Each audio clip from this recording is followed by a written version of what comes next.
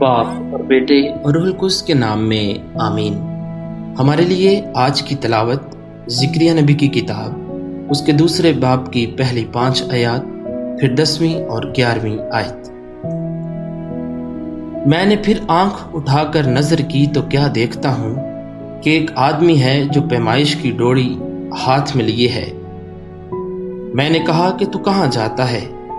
اور اس نے مجھ سے کہا کہ یروشلم کی پیمائش کو، تاکہ دیکھوں کہ اس کا عرض کتنا اور طول کتنا ہے۔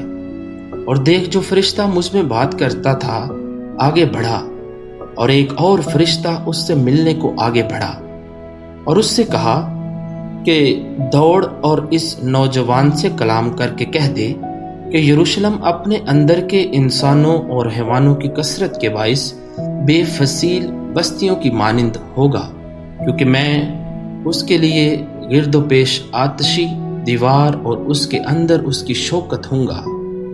اے بیٹی صہیون، تو گا اور شادمان ہو، کیونکہ دیکھ، میں اس لیے آتا ہوں کہ تیرے اندر سکونت کروں۔